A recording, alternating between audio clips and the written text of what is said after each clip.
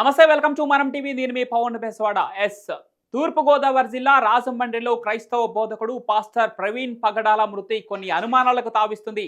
Konthamuru highway పక్కన తాను అనుమానాస్పద స్థితిలో మృతి చెందాడని క్రైస్తవ సంఘాలు ఆరోపిస్తున్నాయి. న్యాయం జరగాలని పోరాటానికి దిగాయి, ధర్నాలు చేపడుతున్నాయి. రాజమండ్రి ప్రభుత్వ ఆసుపత్రి వద్ద కొంత ఉద్రిక్తత పరిస్థితి అయితే నెలకొంది. ఈ నేపథ్యంలోనే ప్రవీణ్ పగడాల మృతికి ముందు నెల రోజుల ముందు తాను సనాతన ధర్మంపై కొన్ని వ్యాఖ్యలైతే చేశారు. అదేవిధంగా తనకు ప్రాణహాని ఉందంటూ ప్రవీణ్ పగడాల కొన్ని వ్యాఖ్యలు చేయడం జరిగింది.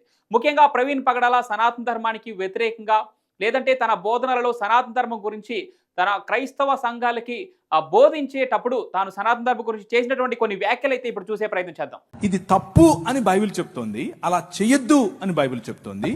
సనాతన ధర్మం అంటేనే ఇది అని ఇది చెప్తోంది. ఉదాహరణకు ఇది ఎక్కడి నుంచి తీసుకొని చెప్తున్నానంటే మహాభారతం నుంచి తీసుకొని చెప్తున్నాను.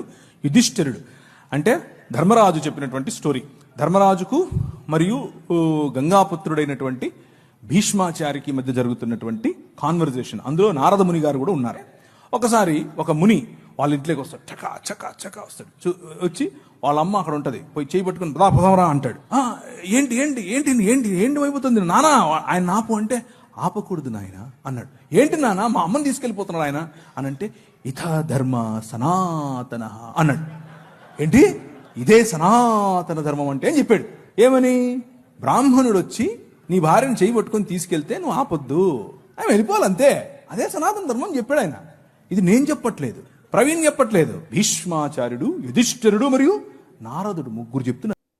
చూశారు కదా, ప్రవీణ్ పగడాల సనాతన ధర్మం గురించి చేసినటువంటి కొన్ని వ్యాఖ్యలు అప్పట్లో కూడా కొంత దుమారాన్ని రేపాయి. ఈ నేపథ్యంలోనే ఆ తర్వాత తనకి ప్రాణహాని ఉన్నట్టు చేసిన కొన్ని వ్యాఖ్యలు కొంత చర్చనీయాంశమయ్యాయి.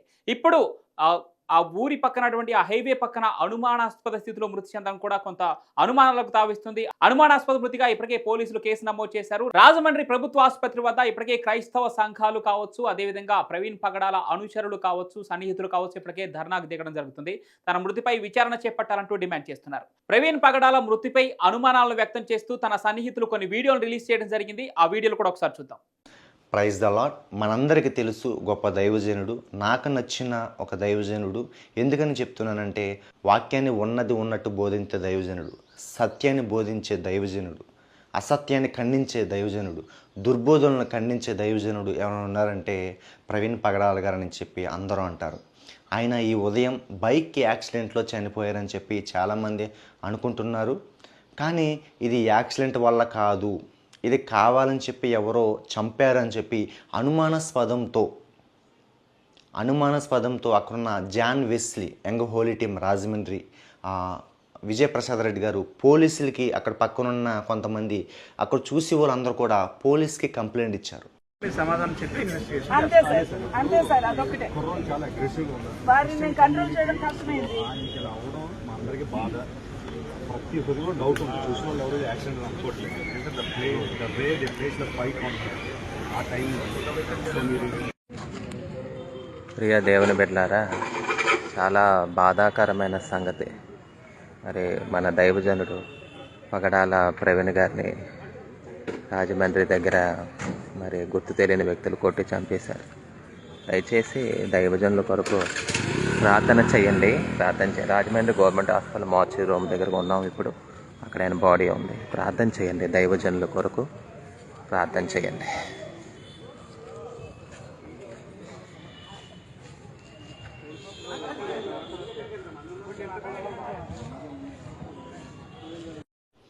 ఇక్కడ అనుమానాస్పదంతో అది యాక్సిడెంట్ వల్ల కాదు, ఇది కావాలని చంపారని చెప్పి ఎందుకు ఆ కంప్లైంట్ ఇవ్వడం జరిగింది అంటే, విజయవాడ మీటింగ్స్కి వెళ్ళారు. తిరిగి బండి మీద రాజమండ్రి వస్తుండగా తెల్లారే ఇంచుమించు 3:30-4 యాక్సిడెంట్ అయిందని చెప్పి, అది ఎవరు గుర్తించలేదు, ఎప్పుడో తెల్లారే 6:30-7 ఇది గుర్తించారు అని చెప్పి చాలామంది అంటున్నారు. ఇక్కడ అనుమానాస్పదంగా గల కారణం ఏంటంటే, ఆ బండి మీద వస్తున్నప్పుడు హెల్మెట్ ధరించారు. అక్కడ ఏంటంటే, ఇక్కడ బలమైన గాయం ఇక్కడ అయింది, ఇక్కడ బలమైన గాయం అయింది. హెల్మెట్ పెట్టుకున్నారు. హెల్మెట్లో చాలా రకాలు ఉంటాయి. ఒకటి మొత్తం కవర్ చేస్తుంది, ఇంకోటి ఏంటంటే ప్రవీణ్ గారు దైవజనులు పెట్టుకున్నది ఏంటంటే ఒక హాఫ్ హెల్మెట్ టైప్ మాట. అయితే ఇక్కడ బలమైన గాయమైంది. అయితే ఆయన హెల్మెట్ తీసినప్పుడు ఇక్కడ హెల్మెట్ ఉన్నా సరే ఇక్కడ వెనకాల ఒక కర్ర పెట్టో రాడ్ పెట్టో కొట్టినట్టు ఇక్కడ పెద్ద గాయం కనబడిందంట. అయితే సరే ఎదరైతే తగిలింది హాఫ్ ఎలిమెంట్ పెట్టుకున్నారు, కానీ వెనకాల ఎందుకు ఈ గాయం అయిందని చెప్పి ఒక అనుమానాస్పదం. రెండోది ఏంటంటే ఆ బండి యాక్సిడెంట్ అయినప్పుడు అంత ఘోరమైన యాక్సిడెంట్ అంటే రోడ్డు మీద కూడా చిన్న గీత కానీ, ఆ బండి స్కిడ్ అయినట్టు కానీ, ఆ టైర్లు బ్రేక్ వేసినప్పుడు కానీ ఆ యొక్క స్కిడ్డింగ్ కానీ ఏమీ కనపడలేదు. డైరెక్ట్గా కింద బండి ఆయన కనబడడం మట్టుకే జరిగింది. ఇది రెండో విషయం. మూడో విషయం ఏంటంటే బండి మొత్తం కూడా రక్తంతో నిండి ఉన్నదండి. బండి మొత్తం కూడా యాక్సిడెంట్ అయినప్పుడు రోడ్డు మీద పడినప్పుడు రోడ్డు అంతా ఈడ్చుకుంటున్నప్పుడు రోడ్డు మీద అయింది, కానీ ఆయన పక్కన పడి ఉన్నారు, కానీ బండికి అంత రక్తం ఎలా అయింది అని చెప్పి అక్కడ అనుమానాస్పదంతో ఉన్నారు. ఒకవేళ ఆయన్ని ఆ హెల్మెట్తో ఉన్న ఆయన తీసుకెళ్ళి ఆ యొక్క బండికి మడ్డకారు ఉన్న ప్లేస్లో బండికి ఇలా గుద్దినప్పుడు ఇక్కడ తగిలింది చెప్పి అనుమానాస్పదంతో ఉన్నారు. మూడోది ఏంటంటే ఆయన ఒక జీన్స్ ప్యాంట్ వేసుకున్నారు. జీన్స్ ప్యాంటు అంత ఇదిగా లూజ్ అవ్వదు, ఊడిపోదు, కానీ చిరిగితే ఇక్కడ చిరుగుతాయి. కానీ ఆ జీన్స్ ప్యాంట్ ఇక్కడి నుంచి ఇంచుమించు ఒక సగం వరకు కూడా జీన్స్ ప్యాంట్ వచ్చేసింది. అది ఎవరైనా లాగితే కానీ రాదు, కానీ ఆ జీన్స్ ప్యాంట్ ఇక్కడ వరకు వచ్చేసింది. లోన మనకి డ్రాయర్ గార్డ్ కనబడతాం మనం చూసామన్నమాట. ఈ అనుమానాస్పదాలు చాలా ఉన్నాయి. అయితే ఇది జానీ వెస్లీ గారు ఖండించి ఇదైతే యాక్సిడెంట్ కాదండి, ఎవరో కావాలని చెప్పి ఈయన సత్యం కోసం పోరాడుతున్నాడు, అసత్యాన్ని ఖండిస్తున్నారు, ఎవరో కావాలని చేశారు, ఎందువల్ల చేశారు ఏంటో తెలియదు, మీరు విచారణ జరపని చెప్పి ఆ పోలీసుల వరకు అక్కడ చుట్టుపక్కల ఉన్న జనమందరూ జానీ వెస్లీ గారు, విజయప్రసాద్ రెడ్డి గారు, ఒక స్త్రీ మన వీడియో చూసాం కదా, అక్కడ మార్చురీ రూమ్ దగ్గరే ఈ కంప్లైంట్ ఇవ్వడం జరిగింది. సమాధానం చెప్పి ఇన్వెస్టిగేషన్ అంతే సార్ అదొకటే. కుర్రోళ్ళు చాలా అగ్రెసివ్గా ఉన్నారు. వారిని కంట్రోల్ చేయడం కష్టమైంది. ఆయనకి ఇలా అవడం మా అందరికీ బాధ. ప్రతి ఒక్కరిలో డౌట్ ఉంది, చూసిన వాళ్ళు ఎవరు యాక్సిడెంట్ అనుకోవట్లేదు. అంటే the way they place the fight ఆ టైంలో. సో మీరు ఏదేమైనా సరే మంచి దైవజనుని మనం కోల్పోయాము. ఆ కుటుంబం గురించి ప్రార్థన చేయండి, ఆ పిల్లల గురించి ప్రార్థన చేయండి, ముఖ్యంగా సంఘం గురించి, సంఘంలో విశ్వాసాల గురించి ప్రార్థన చేయండి. గలిబి లేకోకుండా ప్రార్థన చేయమని కోరుచున్నాను. ఒక గొప్ప దైవజనుని మనం పోగొట్టుకున్నాం, కానీ త్వరలోనే అటువంటి దైవజనుల్ని, కొన్ని వేల మంది దైవజనుల్ని త్వరలోనే మనకి ఇవ్వబోతున్నాడు. ఆమేన్. తప్పకోకుండా ఈ వీడియో అనేక మందికి షేర్ చేయండి.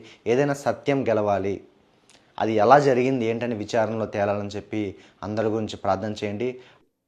చూస్తున్నాం కదా, ప్రవీణ్ పగడాల మృతి అనుమానాస్పద స్థితిలో జరిగిందని, హైవే పక్కన అనుమానాస్పద స్థితిలో ఆయన మృతి చెంది ఉన్నాడని, బైక్ యాక్సిడెంట్ జరిగిందని నమ్మించే ప్రయత్నం చేస్తున్నారంటూ తన సన్నిహితులు చెప్పే ప్రయత్నం చేశారు.